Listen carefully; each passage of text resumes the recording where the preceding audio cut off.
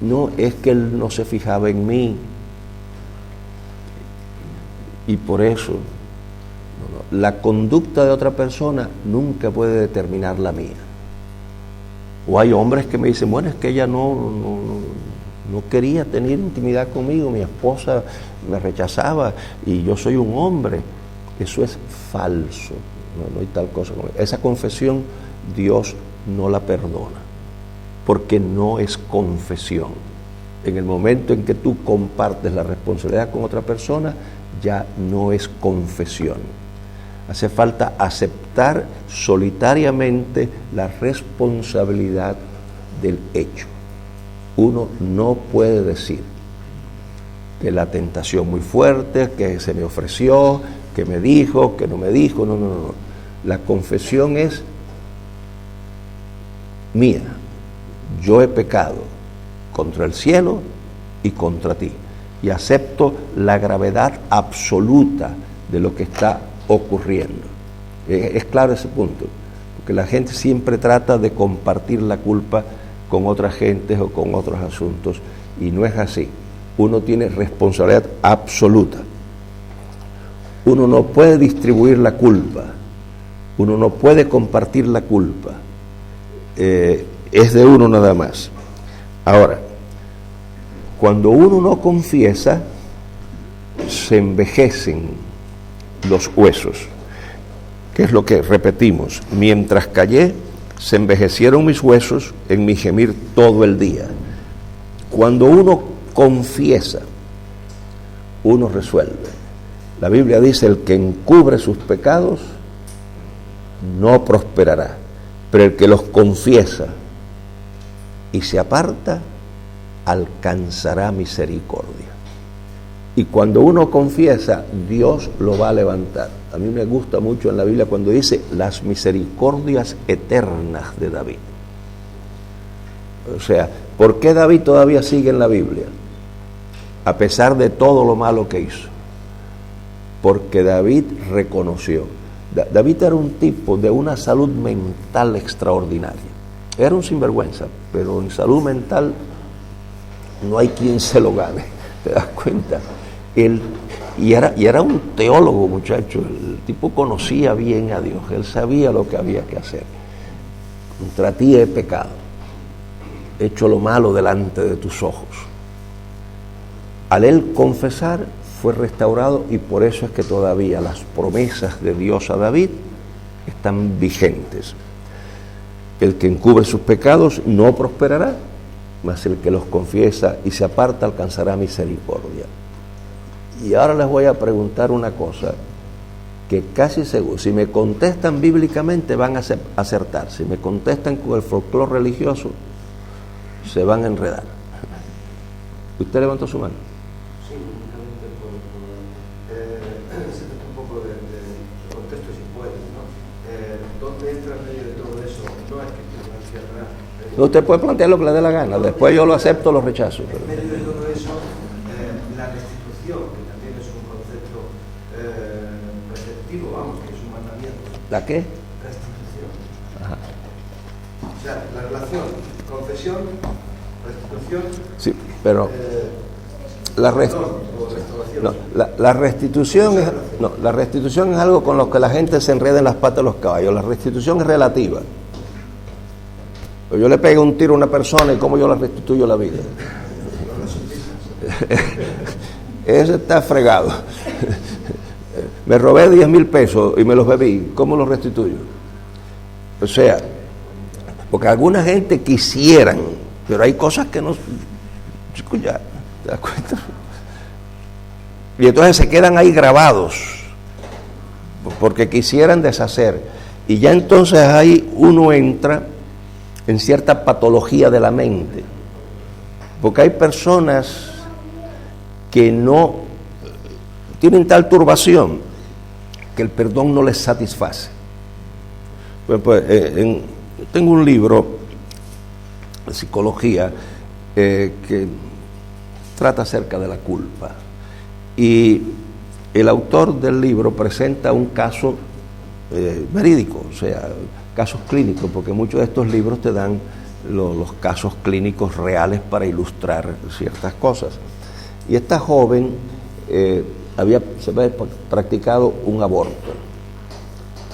Y entonces el autor dice que la iglesia a la que ella pertenecía tenía los recursos del perdón. O sea que ella podía en su iglesia restaurar su vida, había la enseñanza religiosa del perdón aún a la que aborta, tenía el apoyo de su familia, pero sin embargo no resolvía. Entonces dice el autor que lo que ella quería era no haber abortado. En otras palabras, ella al pensar en el aborto se sentía sucia. Y ni la oferta de la iglesia, ni la oferta de su familia, ni que se le enseñara que Dios perdonaba, era suficiente para quitar su carga y su culpa. Entonces dice el autor, lo que ella quería era regresar al estado de pureza anterior al aborto. Y ahí es donde se le enreda la madeja a la gente. Y ahí sí hay un problema serio, que ese problema no tiene solución. Ahora, así como uno tiene que confesar la gravedad del pecado, tiene también que reconocer la realidad del pecado. ¿A qué me refiero con esto? Bueno, en salud mental, en psicología, se habla de más de una categoría de culpa. Hay lo que se llama culpa real. La culpa real deriva de la violación de un principio real. Pero entonces los psiquiatras tienen también una culpa que le llaman culpa falsa. Y otros psiquiatras le llaman culpa neurótica, pero es la misma culpa. La diferencia es la manera en que se define. ¿Cuál es esta culpa? Esa es la culpa que no produce el Espíritu de Dios. Y entonces, en esta culpa, no importa cuántas veces se confiese, no se encuentra calma. Lo que esta muchacha estaba desarrollando ya después eran culpas de una situación que ya estaba perdonada. Entonces uno tiene que estar muy claro en eso. Más adelante, si nos da el tiempo y eso, vamos a trabajar con unos pasajes de David en los que él hace esa diferencia entre la culpa. Ahora, ¿cuál es el modelo de la confesión que encontramos nosotros en la Biblia? Pues el Salmo 51. El Salmo 51 dice: ten piedad de mí, oh Dios, conforme a tu misericordia, conforme a la multitud de tus piedades, borra mis rebeliones. Lávame más y más de mi maldad y límpiame de mi pecado, porque yo reconozco mis rebeliones y mi pecado está siempre delante de mí. Contra ti solo he pecado y he hecho lo malo delante de tus ojos. ¿Se dan cuenta ustedes que el modelo de la confesión es ir abiertamente y con franqueza ante Dios Todopoderoso, reconocer la gravedad en toda su intensidad y recibir su gracia perdonadora? Ahora, yo me he dado cuenta que este concepto no es muy claro en muchas iglesias. La mayoría de las iglesias se especializan en producir culpa falsa, culpa neurótica, porque tienen unas listas de pecado que eso mete miedo, ¿te das cuenta? Es malo esto, malo lo otro, malo aquello, malo esto, malo otro. Y es para volverte loco, ¿te das cuenta? Es una cosa asfixiante. Y esas listas de pecado, no importa lo que tú confieses, no te curas. Porque hay una enseñanza muy tóxica. En una ciudad de aquí de España, el año pasado, como yo además de predicar atiendo gente, ¿te das cuenta? Consultas y cosas. Y yo me da gusto hacer eso, yo no cobro por hacerlo. Debiera de cobrar un poquito, pero bueno. Pero esta señora viene después del culto, una señora cargada, se veía cargada, y me dice del maltrato de su esposo, no físico, pero maltrato verbal, abuso verbal y trato brusco. Y entonces en la noche quería tener relación sexual con su mujer, y su esposa me dice, la señora, y yo me siento tan mal, pero no lo puedo rechazar porque él es mi marido. No, dice, y no lo puedo rechazar porque yo soy cristiana. Y entonces yo le dije, no, porque es cristiana es que lo tiene que rechazar. La señora abrió los ojos, claro que sí. La relación sexual entre un hombre y una mujer en términos de la fe cristiana, como yo entiendo la ética cristiana, no es un asunto mecánico, sino es el resultado de toda una relación. O sea, el hombre que maltrata a su esposa verbalmente no puede esperar tener esposa por la noche. No, pero es que a mí me han enseñado que la mujer tiene que... No. Le han enseñado mal, señor. Si su marido quiere tenerla como esposa en la noche, tiene que tenerla como esposa durante el día. Usted no es una prostituta. Usted no es un objeto de placer. Usted es su esposa. Y por ser su esposa, en términos cristianos, la sexualidad no es otra cosa que el corolario de una relación total. Antes de irme de esa iglesia, volví a ver a esa señora con un rostro resplandeciente. Parece que puso al tipo en su sitio, muchacho. Y le dijo, de mi maíz ni un grano. Se acabó la historia. Esa pobre señora se sentía ultrajada, se sentía utilizada, prostituida. ¿Cómo un Dios de amor puede pedirle eso a una mujer? No. Entonces, la enseñanza tóxica crea mucho dolor. Y aunque esa gente confiesen, no reciben consuelo. ¿Por qué? Porque Dios solamente levanta la culpa que Él pone. Dios no puede levantar la culpa que Él no pone. O sea, la culpa real es producto del Espíritu Santo que redarguye a nuestro espíritu. ¿Y para qué Dios acusa? Dios acusa para redimir. Esa es la dinámica del perdón.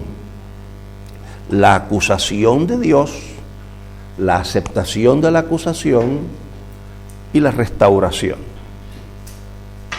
Cuando Dios no acusa, Él no puede quitar el sentimiento de culpa. Entonces hay que tener mucho cuidado en no enseñar aquello que produce culpa. Me encuentro yo con una señora inmigrante de Colombia, en Palma de Mallorca, una señora ya mayor, con una angustia, una ansiedad. ¿Qué le pasa? No, mire, hermano pastor, que yo en Colombia prometí una ofrenda para un canal de televisión que hacen plata como loco, porque a cada rato tienen los maratones eso de pedir plata, ¿tú entiendes? Y dice, yo ofrecí una ofrenda y no la he podido mandar todavía, y yo me siento tan mal delante del Señor. Digo, no se sienta mal. Mire, usted está aquí defendiéndose como gato boca arriba, usted está de inmigrante, todavía está ilegal, usted aquí se está comiendo un cable, está pasando el Niágara en bicicleta. Mire, no le mande un céntimo, que le manden ellos a usted. Ay, pastor, pero es que yo lo prometí delante del Señor. Pues se equivocó cuando lo prometió. Olvídese de la ofrenda esa, que esa gente tiene más plata que la que necesitan, y usted es la que está necesitada. No le mande un céntimo.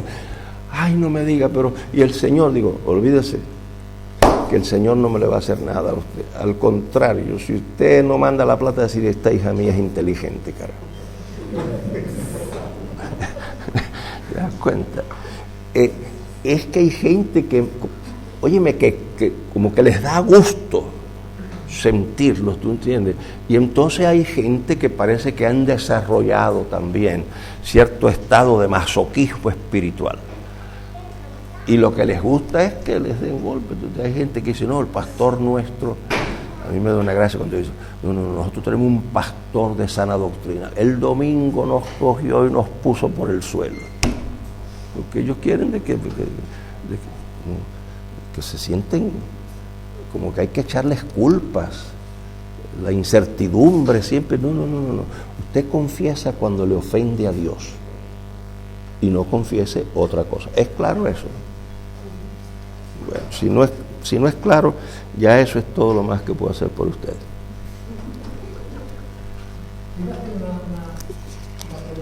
Sí, ¿cómo no? Sí, en el mundo religioso cristiano, pues veremos así está mucho detrás el perdón en la confesión a Dios. Sí. Pero el pecado es el daño que producimos al prójimo, al cual estamos al lado suyo, y parece ser que ahí el énfasis no está cargado, ¿no? Hay un descuido del prójimo que también es un pecado, ¿no? Y por cierto, en el Salmo 51 toda la confesión es a Dios. Así sobre el pecado, todo es así, ¿no? ¿No te parece que David ahí se equivoca un poco? Por ejemplo, ¿no? Porque en realidad lo que estaba más próximo a él no era Dios, sino aquel pobre hombre que habría y toda la gente que destrozó y el daño que hizo, ¿no? Bien. Sí, me alegro que digas eso para poder dar esto de una forma más categórica. El pecado, en su rigor, es solo contra Dios. O sea, cuando se dice que cuando Pablo habla de no pecar contra los hermanos, está usando el concepto un poco estirado, porque yo no puedo pecar contra mi hermano. Contra quien único se peca es contra Dios. No sé si si me pagan algo extra, hago un paréntesis y le explico el concepto de pecado, que quizás explicándole eso es más claro lo otro. Miren, los cristianos a veces sufren mucho porque no tienen claro el concepto de pecado. Y entonces lo que tienen son listas de pecados. Pero las listas de pecados, oye, esta cosa no entra, chicos. Bueno, las listas de pecados, la limitación que tienen es que la lista de pecado de aquí no es como la lista de pecado que yo me voy a encontrar en Venezuela. Hay cosas que aquí son malas, que en Venezuela son buenas. Y hay cosas que aquí son buenas, que en Venezuela son malas. Y como yo viajo por todos los lugares, me habría vuelto loco. Entonces yo respeto todas las listas de lo malo y de lo bueno de la gente. Pero yo trabajo con el concepto. La ventaja que tiene el nivel conceptual es que sirve para cualquier lugar, en cualquier circunstancia y en cualquier tiempo. Y no se presta a encoger y estirar de la sociedad. Miren, vamos a borrar esto que está aquí.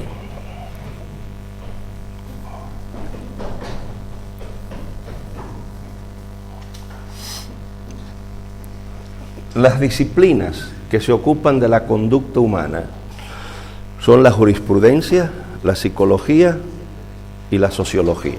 Esas son las disciplinas que se ocupan de la conducta humana. En ninguna de esas disciplinas existe el concepto pecado. Ninguna de ellas trabaja con eso. En psicología no se habla de pecado, en psicología se habla de culpa. En sociología no se habla de pecado, se habla de desajuste. Y en jurisprudencia no se habla de pecado, se habla de delito. Donde único se habla de pecado es en la teología. Porque el pecado es un concepto teológico. Contra Dios es contra quien único se peca, en el rigor del concepto. Uno podría pecar contra su hermano en el sentido de que la conducta hacia mi hermano viola un mandamiento de Dios. ¿Se dan cuenta dónde es que? O sea, yo solamente peco contra mi hermano si la conducta con mi hermano viola un mandamiento de Dios. Pero si la conducta hacia mi hermano no viola un mandamiento de Dios, yo no estoy pecando contra mi hermano. Mire los elementos que hacen falta, que concurran para que una conducta se considere pecado. En primer lugar, hace falta Dios. Uy, qué malo es esto, muchacho. Ni en Haití tienen una pizarra como esta.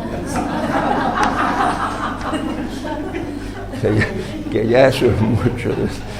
Vamos a hablar con Fidel para que le mande una pizarra a esta gente.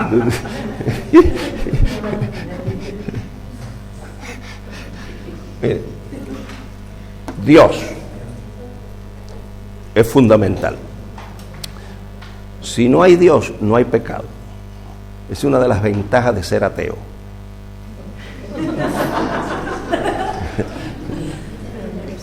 Claro, no, ustedes van a creer que no. Miren, el ateo resuelve la parte emocional del pecado. Eso que le entra a ustedes, esa angustia que les entra a ustedes, eso no le pasa. O sea, cuando uno de ustedes hace lo malo, le es infiel al marido, o le eres infiel a tu esposa, o te robas algo, y sienten esa carga, ese dolor, eso no le pasa a un ateo. ¿Por qué? Porque como el pecado es contra Dios, cuando yo digo que Dios no existe, yo no puedo actuar en contra de lo que no existe. Por lo tanto, no experimento el dolor emocional de haber actuado contra lo que no existe. ¿Se dan cuenta? Es una ventaja del ateísmo. Por si acaso quieren contemplar esa posibilidad. O sea, Dios es fundamental. Donde no hay Dios, no hay pecado. Pero la próxima cosa, y esta sí es muy importante, y es donde fallan cantidad de pastores y cantidad de iglesias, es que un Dios silente inhibe el pecado. Un Dios silente, un Dios que no se expresa, inhibe el pecado. Porque para que haya pecado, no solamente tiene que Dios ser real, Dios tiene que haber hablado. Porque el pecado, ¿qué es lo que es? El pecado no es otra cosa que la violación de la opinión de Dios. Eso es lo que es pecado. No lo compliquen más con fornicación, con borrachera, con robo, ni con esas cosas.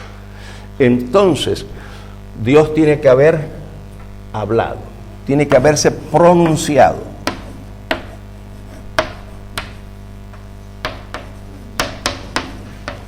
Sin el pronunciamiento divino no hay pecado. Y aquí es donde viene importante, y aquí es donde los pastores deberían de aprender, y los líderes de la iglesia, y los predicadores, y los maestros de la escuela dominical. Porque lo único que se puede definir como pecado es lo que Dios define como pecado.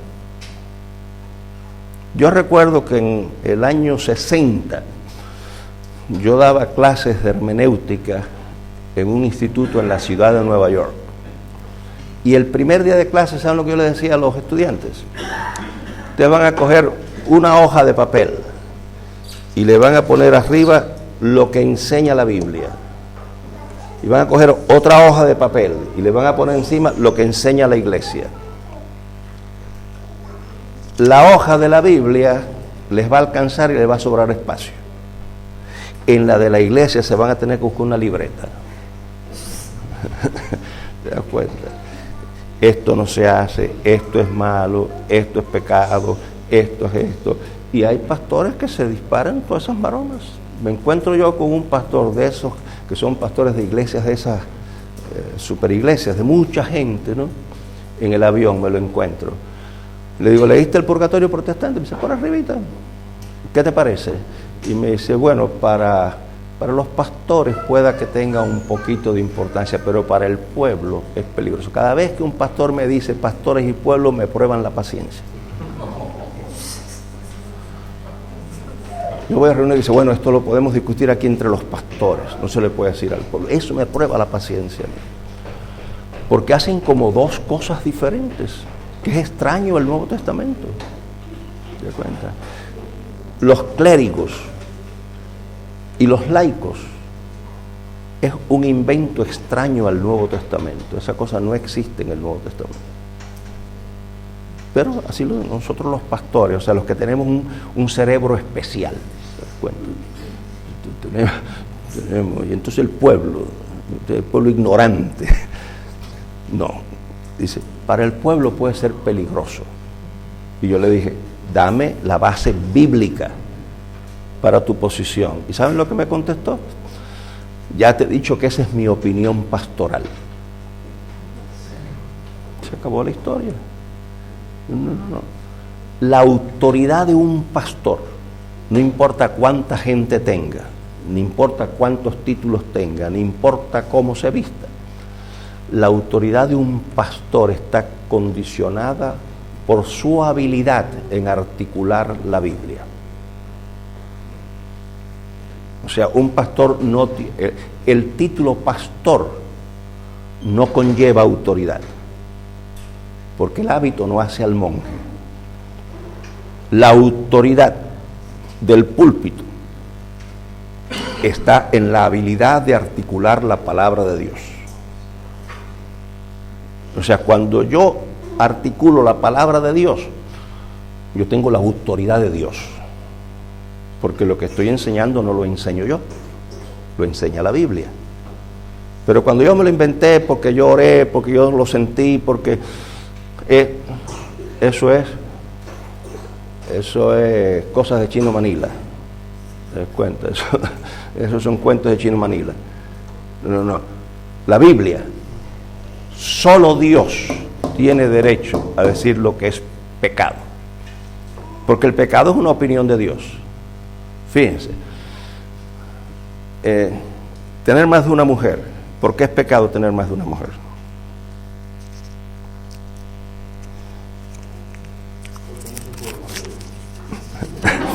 No, chicos, porque el que tenga más de una es un loco, chicos. Si una da trabajo, dime tú dos.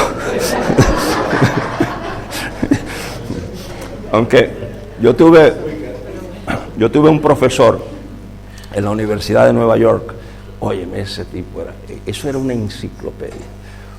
Un hombre negro, él era de Nigeria, parecía un príncipe, un hombre alto, y él entraba con su manta esa puesta y el gorrito que se ponen ellos. Y ese es el único hombre que yo he visto llenar pizarrones con datos históricos concretos sin un papel en las manos. El doctor Okoye yo nunca lo vi con un papel en las manos. Y él no ponía aquí el siglo XVI, porque cuando uno dice, porque ustedes saben que en el siglo XVI uno tiene 100 años para no equivocarse. No. Él no decía eso. Él decía el 24 de mayo del 1800 tal. Y ese negro muchacho. Mira, como ella y yo somos cubanos, nos entendemos bien. Ese negro parecía blanco cuando hablaba, muchacho.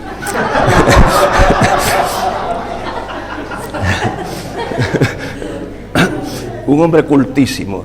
Y a mí me gustaba cuando el doctor Okoye, porque lo decía con un sabor, él defendía la poligamia, porque él venía de un mundo polígamo. Y él defendía eso, él creía que el sistema de ellos era superior al de nosotros.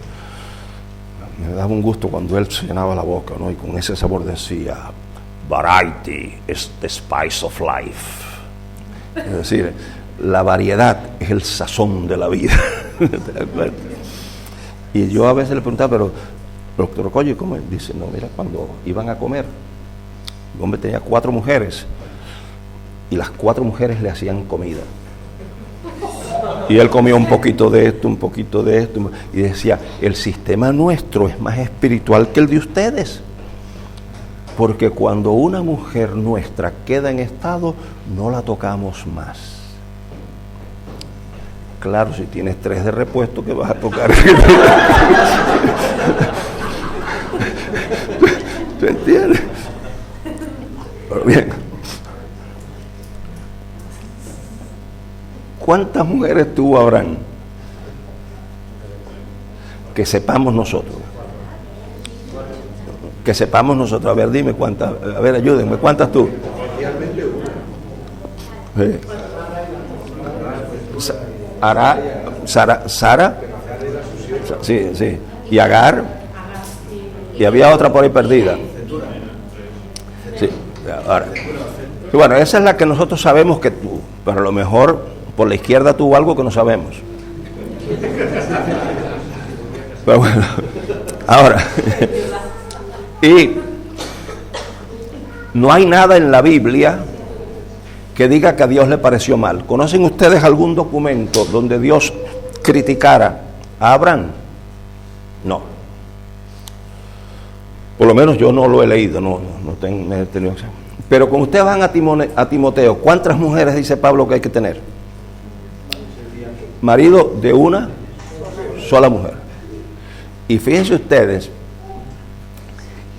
y una sola, cuando les diga esto, una sola es un rigor gigantesco, porque la palabra, la frase una sola, es traducida de una palabra que significa, no como algunos piensan, una a la vez. Algunos piensan que eso era para combatir la poligamia. El rigor técnico es una sola en la vida. O sea que según ese pasaje, los viudos no pueden volver a contraer matrimonio. Porque eso es lo que significa una sola. Es una sola vez. Si se te murió la mujer, te fastidiaste. Te tienes que meter a cura.